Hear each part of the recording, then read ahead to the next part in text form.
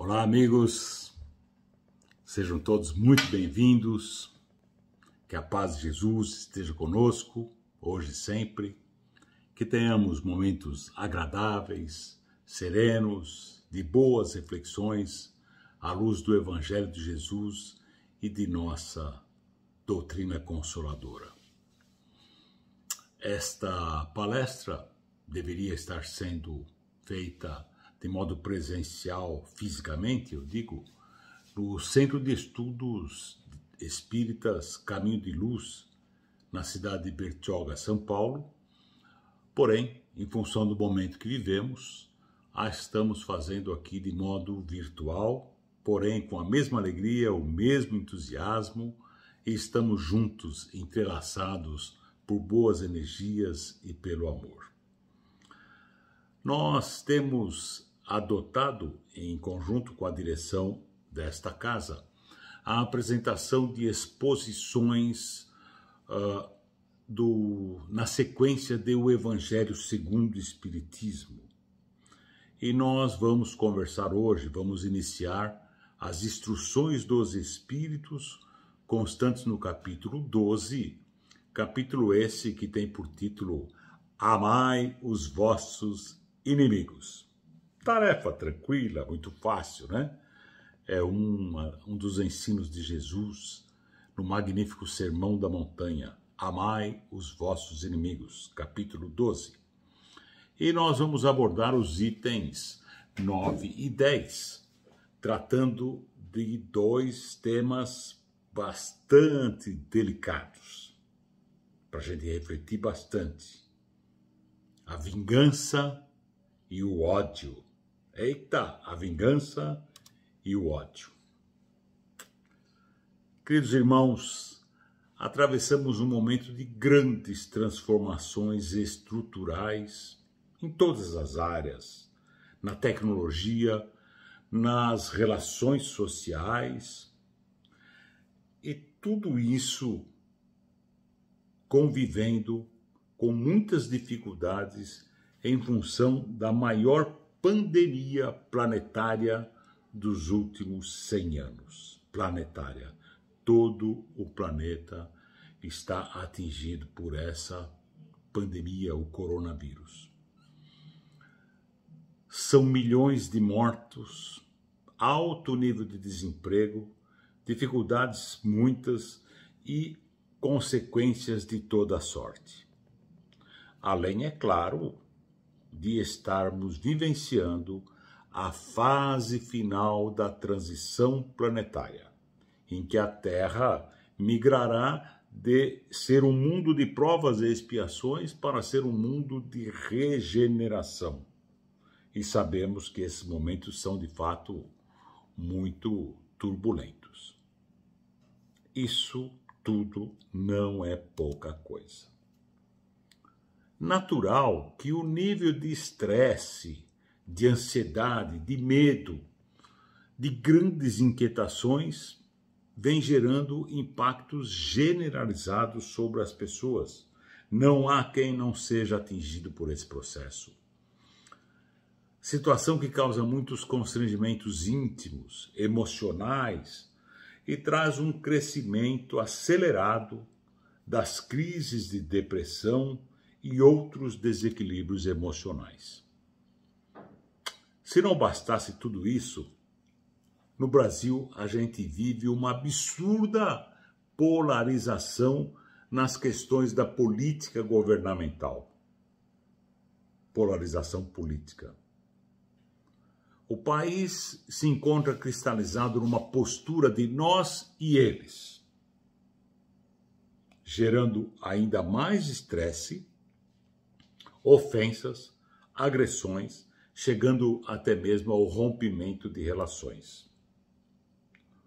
Uma das causas dessas infelizes situações, eu digo relacionada com essa polarização, é o fanatismo.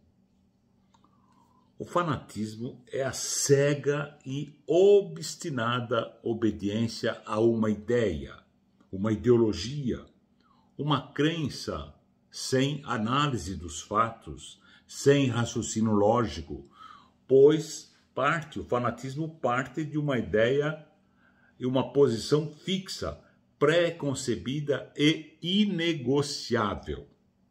Inegociável. E por parte do fanático, aquele que se deixa levar pelo fanatismo, o entendimento, a convivência sem brigas, só é possível se o outro, seu interlocutor, se curvar àquelas ideias pré-concebidas. O fanatismo, além de promover dissabores, desentendimentos, mágoas, rancores, ódios, vinganças, e vai por aí, às vezes chegam a promover a violência, até mesmo mortes. Volta e meia a gente tem notícias dessa natureza.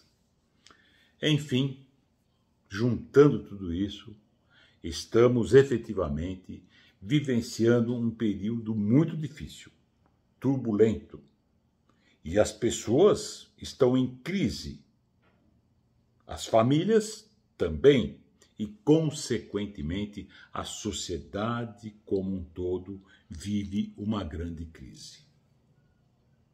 E nesse triste contexto, são muitos rancores, ressentimentos, os ódios e os desejos de vingança.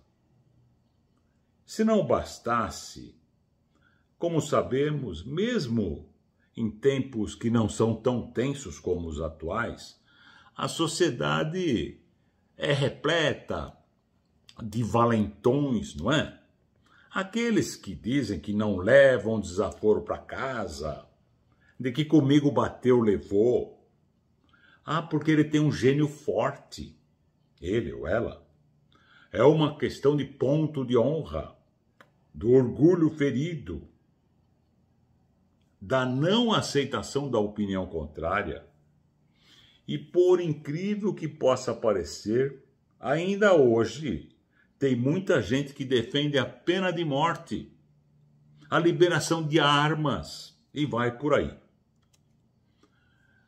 Não agir desta forma, com essa violência, não levar desaforo para casa, etc., é visto por muita gente como uma espécie de covardia. Aquele que não age assim é um covarde, um fraco, ou até mesmo não tem personalidade.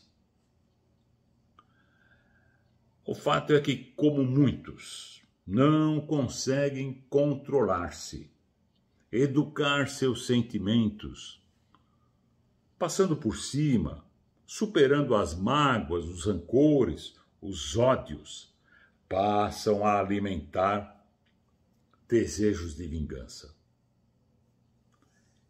E tristemente as pessoas trabalham, se dedicam, gastam uma enorme energia para retribuir o mal com o mal. Retribuir o mal com o mal. O resultado é visível. Uma enorme tensão no ar, os nervos à flor da pele, como se diz, a violência aumentando, as prisões cheias, famílias destroçadas e vai por aí. Já basta a horrível situação que vivemos, essas questões da pandemia, tanto sofrimento, desemprego, crises. Não pioremos as coisas, não é? Oh, meu Deus! Como diz Jesus, a cada dia basta o seu mal. Para que a gente vai piorar as coisas? E assim é urgente, necessário refletirmos sobre tudo isso, analisarmos esse contexto, como estamos fazendo aqui agora, e não nos permitirmos ser envolvidos por essa teia de sentimentos infelizes que só nos prejudicam. Só nos prejudicam. A doutrina espírita sempre traz uma visão lúcida, coerente, raciocinada sobre todas as situações. Dizemos isso sem nenhuma pretensão, mas é um fato. Uma vez que a doutrina espírita tem um olhar para a imortalidade do espírito. imortalidade do espírito, tem um olhar para a eternidade e, claro, para a divina lei de causa e efeito. Assim, parece-nos oportuno falarmos sobre o ódio e a vingança. Em nossos relacionamentos, diante das diferenças que nos caracterizam, é claro, diferenças que influem na nossa rota evolutiva, é natural que muitas questões, situações, que a gente muitas vezes se encontrem em lado oposto a outra pessoa. Isso é até saudável. A unanimidade é burra.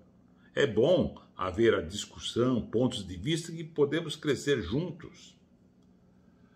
Mas o adversário, aquele que pensa diferente de nós, não precisa ser necessariamente um inimigo.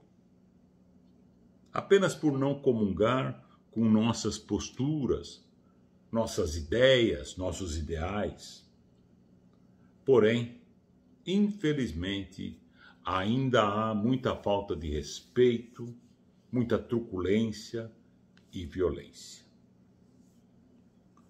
Todos temos naturalmente o direito de expressar, de lutar pelos nossos ideais, pelos nossos pontos de vista, mas sem que isso justifique ações impositivas, desrespeitosas, agressivas, intolerantes.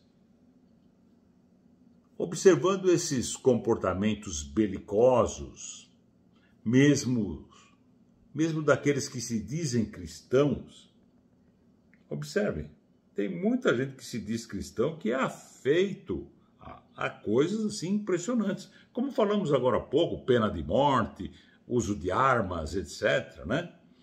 Mesmo assim, concluímos que ainda estamos longe de entender e vivenciar as lições de Jesus.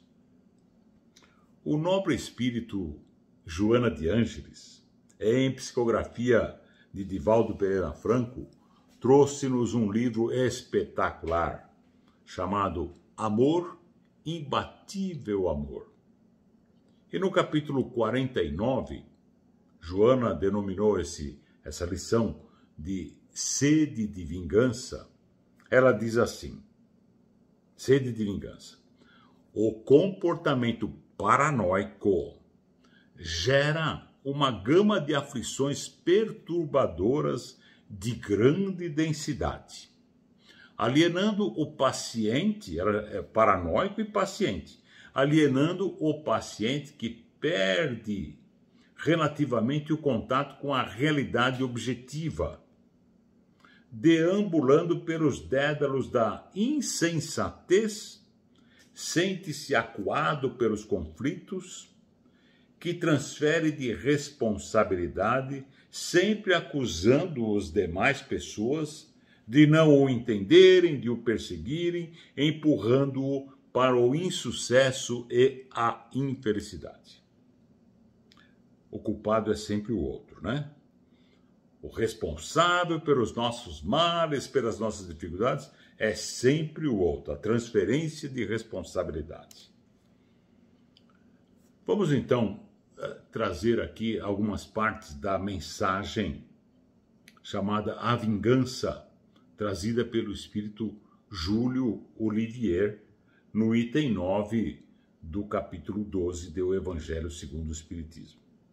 Júlio Olivier Espírito trouxe essa mensagem em Paris, no ano de 1862. Diz o nobre espírito: a vingança é um dos últimos remanescentes dos costumes bárbaros que tendem a desaparecer entre os homens. Otimista, o nobre espírito Júlio Olivier, que entendia ele lá em meados do século XIX, que brevemente esses costumes bárbaros como a vingança iriam desaparecer. A vingança é como o duelo um dos derradeiros vestígios dos hábitos selvagens. derradeiros vestígios dos hábitos selvagens, cujos cujo rigor se debatia a humanidade no começo da era cristã. Ele se refere aos hábitos do início da era cristã. Razão por que a vingança constitui indício certo do estado de atraso dos homens que a ela se dão e dos espíritos que ainda as inspirem. Indício certo, aquele que se vinga, que pensa em vingança, indício certo do estado de atraso dos homens. E aqui, em particular, a gente gostaria de comentar o seguinte, que muitos de nós sentem uma estranha sensação quando alguém de quem não gostamos ou com quem nos desentendemos sofre dificuldades. Às vezes a pessoa não vai realizar uma vingança cruel, violenta, mas tem um certo prazer das dificuldades com que o outro se depara. A partir dessa nobre instrução do Espírito, de que a vingança é um índice seguro da nossa inferioridade moral e espiritual, a gente tem que parar para pensar, não é? Refletir e trabalhar para educar os nossos sentimentos, buscando o quê? O perdão das ofensas e afastando quaisquer desejos de vingança do nosso coração. E, claro, também da satisfação das dificuldades que o outro passe. Continua Olivier. Portanto, meus amigos, nunca esse sentimento, a vingança, deve fazer vibrar o coração de quem quer que se diga e proclame, espírita. Em outras palavras, se você diz que é espírita, nem pense nessas coisas de vingança. Elimina isso do seu sentimento. Ele diz, vingar-se é, bem o sabeis, tão contrário àquela prescrição do Cristo, perdoai os vossos inimigos. E que aquele que se nega a perdoar não somente não é espírita, como também não é cristão. Eita! Diz, aquele que se nega a perdoar não é espírita nem cristão. É o Espírito que está falando. A vingança, ele continua, é uma inspiração tanto mais funesta quanto tem por companheiros assíduas a falsidade e a baixeza. Eita! Significa ausência de dignidade, um comportamento vil. Aquele que se entrega a essa fatal, olha isso, e cega paixão, quase nunca se vinga a céu aberto. Assume aparências hipócritas, ocultando nas profundezas do coração os maus sentimentos que o animam. Ataca-o então na honra e nas afeições. Não recua diante da calúnia e suas pérfidas insinuações, habilmente espalhadas a todos os ventos, se vão volumando pelo caminho. Em consequência, estamos tudo na mensagem do Espírito, né?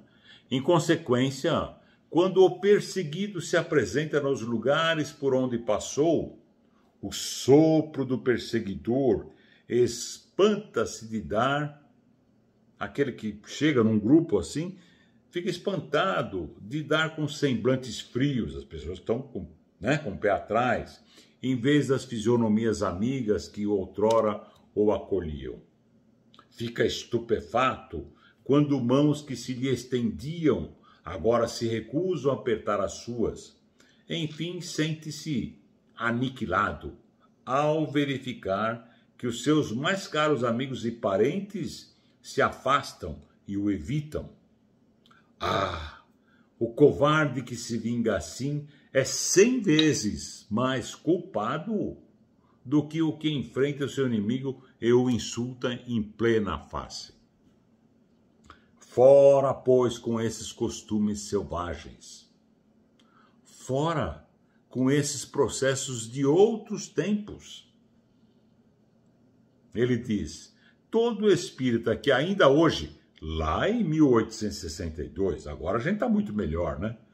Todo espírita que ainda hoje pretendesse ter o direito de vingar-se, seria indigno de figurar por mais tempo na falange que tem como divisa: sem caridade não há salvação.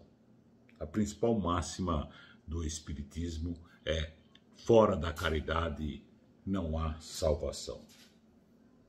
E o nobre espírito conclui: mas não posso deter-me a pensar que um membro da grande família espírita ouse jamais, de futuro, ceder ao impulso da vingança, senão para perdoar.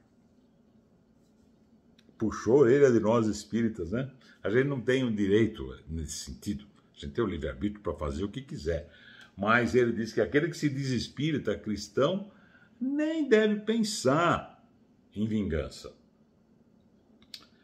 E a gente pode dizer, sem nenhuma pretensão de adicionar nada à mensagem do nobre espírito, a gente pode dizer que muitas pessoas ainda entendem que a tolerância, a indulgência seriam demonstrações de fraqueza ou de covardia, como falamos agora há pouco.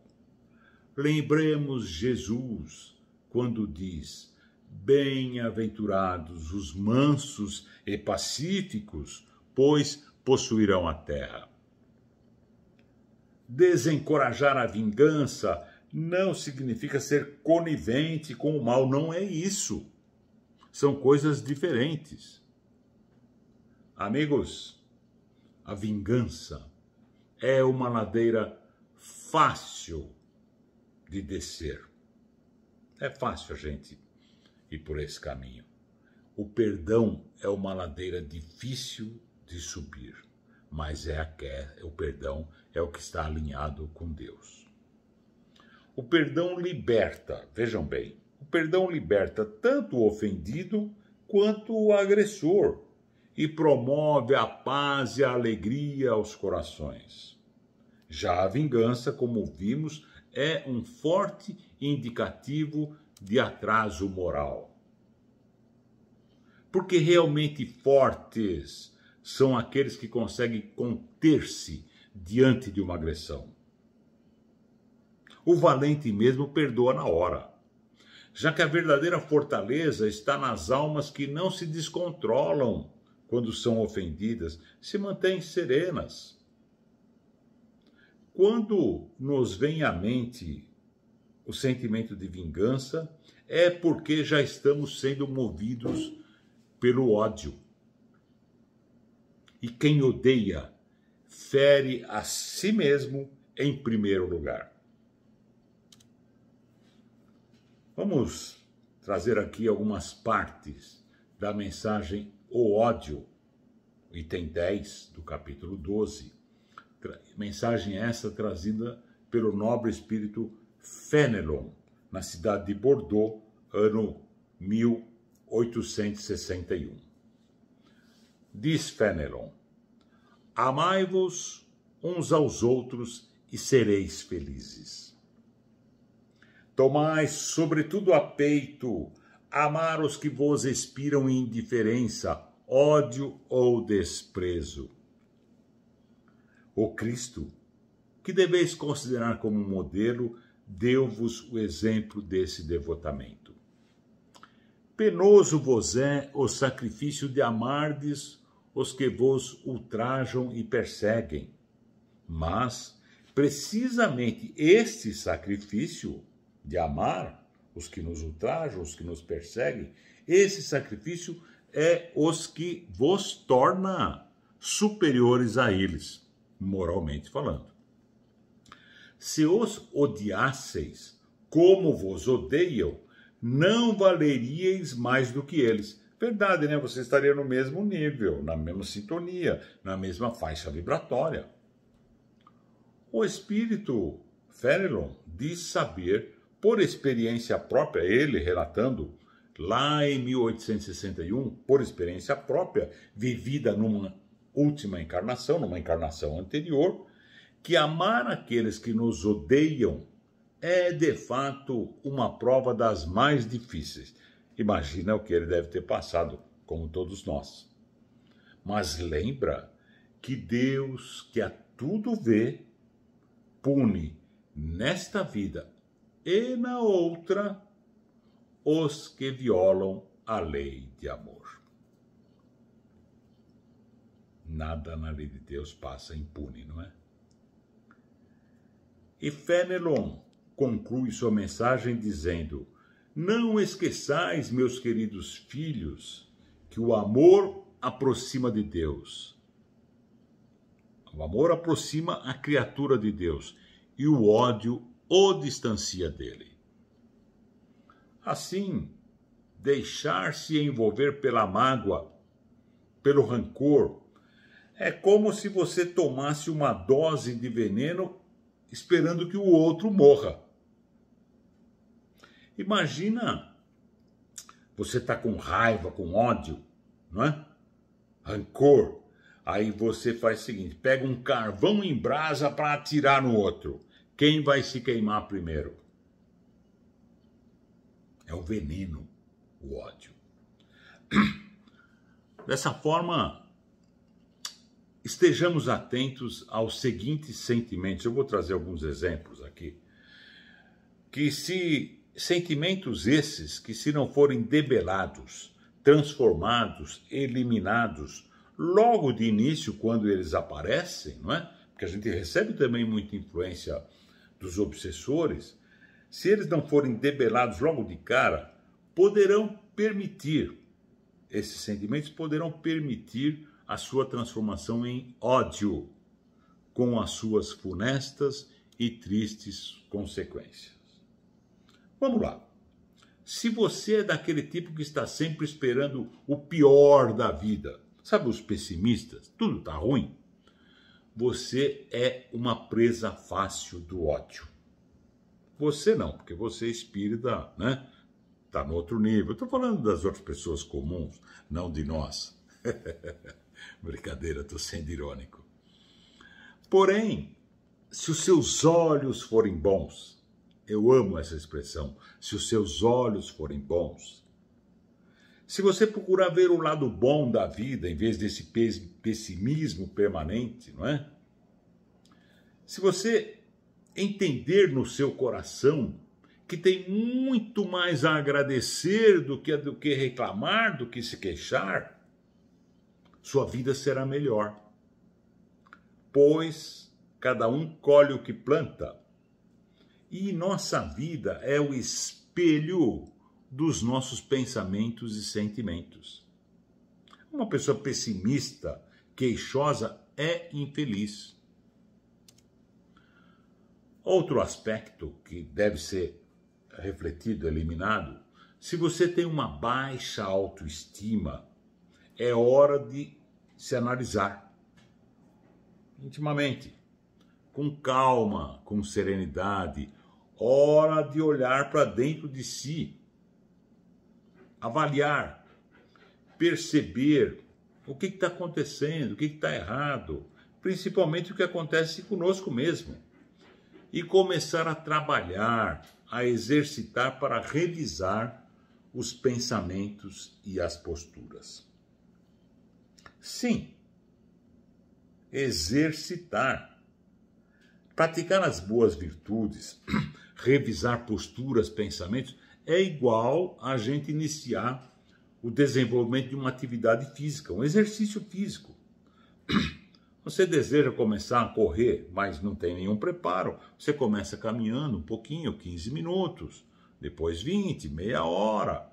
dali a um tempo você vai estar andando mais rápido e assim vai. Exercitar esta prática, vigiar-se. Precisamos gostar de nós mesmos. É necessário que a gente goste de nós mesmos para que a gente possa gostar do outro. Para que a gente tenha condições de receber esse amor de volta, essas boas energias. Amar ao próximo como a si mesmo. Se a gente começar a exercitar isso, não é? Tudo à nossa volta começa a melhorar. Tenho certeza disso. Certeza. Tenha bons olhos para o mundo. Outro aspecto é o seguinte: evite a postura de competição permanente com os outros. Competição. Em todos os sentidos. Isso faz com que as pessoas fiquem sempre com o pé atrás com você. Né? E começa a não haver prazer de estar junto, de conviver. Esse pé de guerra constante gera constrangimentos e as pessoas se afastam. Outro aspecto, muitos exageram na questão da confiança, desconfiando de tudo e de todos. Já viram pessoas que não confiam em ninguém, está sempre, desconfia.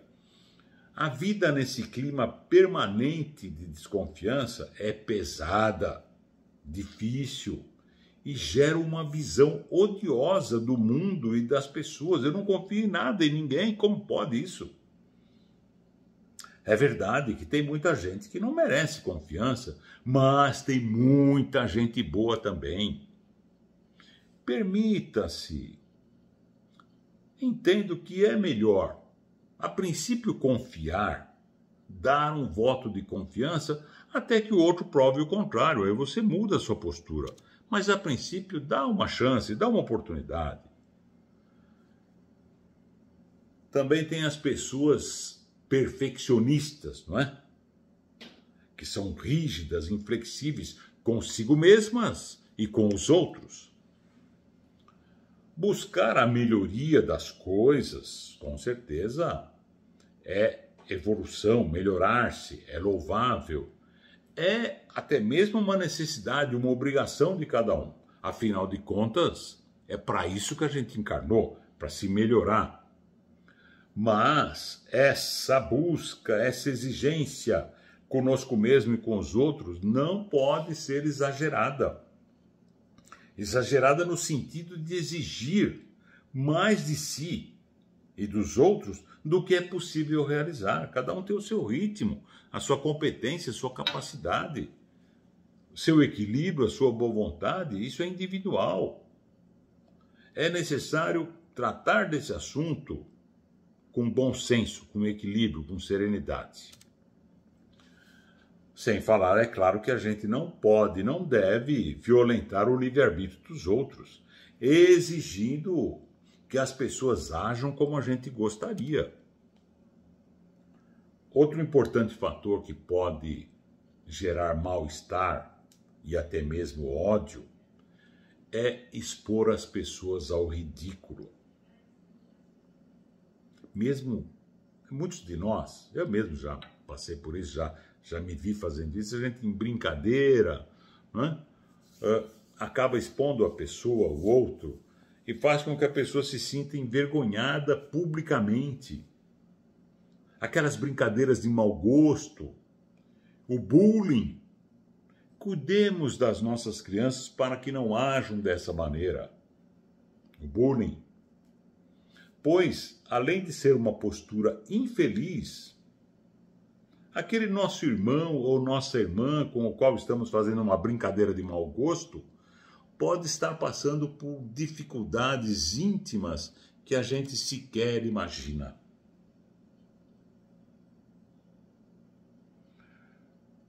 De novo, Joana de Ângeles, lá no livro Amor, Imbatível Amor, no item Sede de Vingança, ela diz assim: A sede de vingança é lamentável conduta espiritual que termina por afligir aquele que a vitaliza interiormente. Lamentável conduta espiritual. Cabe ao indivíduo envidar todos os esforços para vencer esse sentimento inferior que lhe constitui motivo de demoradas angústias. E ela continua, a aparente alegria, vejam bem isso, a aparente alegria, resultado daquela satisfação por sentir-se vingado, logo se transforma em profunda frustração. Ninguém fica feliz por ter se vingado. É só uma alegria momentânea, depois, como diz Joana, se transforma em profunda frustração. Todo esforço de educação pessoal em superar as más inclinações constitui terapia valiosa para a saúde integral. Terapia valiosa para a saúde integral, ela se refere à saúde do espírito e à saúde do corpo físico. Ninguém ignora a pandemia, digamos, das doenças psicossomáticas, em que os nossos pensamentos, sentimentos infelizes, mágoas, rancores, produzem as mais variadas e graves enfermidades.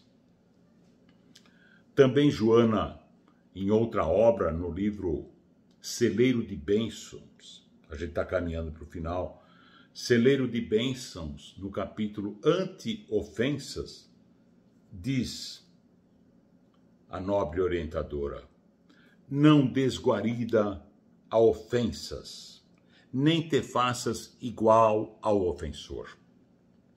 Se alguém te perturba e revidas, és semelhante a ele. Se te ferem e não revidas, estás melhor situado que ele.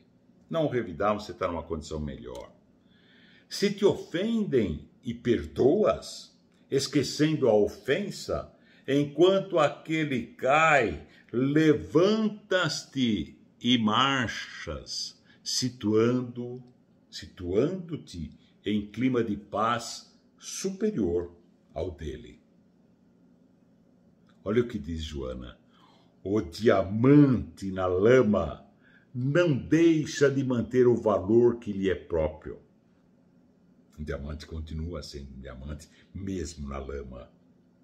E a estrela que reflete no lodo mantém o mesmo brilho que possui quando rutilando na placidez da água cristalina.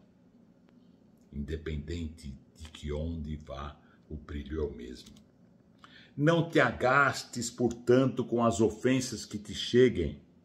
Se permaneces íntegro, não te atingirão. É uma questão de sintonia, né? De plano vibratório. Se você não se deixa levar pelas ofensas, elas não vão te atingir.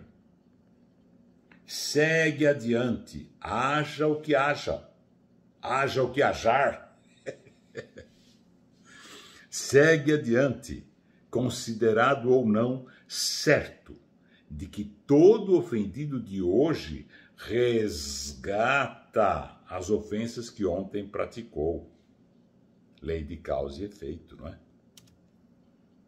E ela conclui, bem-aventurado, pois, quando ofendido e perseguido, pois o reino dos céus te alcançará em breve o Espírito.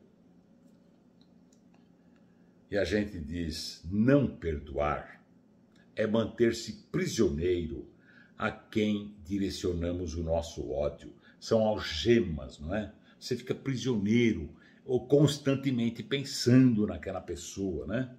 O ódio envenena os sentimentos e entorpece a razão. Tem aquele ditado popular, não é? Que a vingança é um prato que se come frio. Portanto, prato que se come frio não é muito saboroso a vingança. Pois nunca vi ninguém continuar feliz após ter se vingado. Falamos isso agora há pouco. O melhor é modificarmos nosso paladar e saborear o prato do perdão, da compreensão, que, acreditem, é um prato muito mais saboroso que aquele prato frio da vingança. É mais saboroso e quente, pois aquece a alma. Assim, remover dos nossos corações os sentimentos menores, infelizes, é fundamental para o nosso progresso espiritual. O caminho, amigos, é trabalhar para mudar, substituir pensamentos infelizes, ter bons olhos, absorver energias saudáveis, cultivar o hábito constante da oração e da leitura edificante, desenvolver, exercitar, como falamos há pouco, exercitar sentimentos nobres, nos aproximam dos bons espíritos, dos bons fluidos, a gente aure bons fluidos, edificando uma estrutura de amor e solidariedade, progresso, estrutura que nos ampara e nos sustenta nos momentos difíceis. Pensemos nisso. Muito obrigado pela paciência, paz e luz a todos.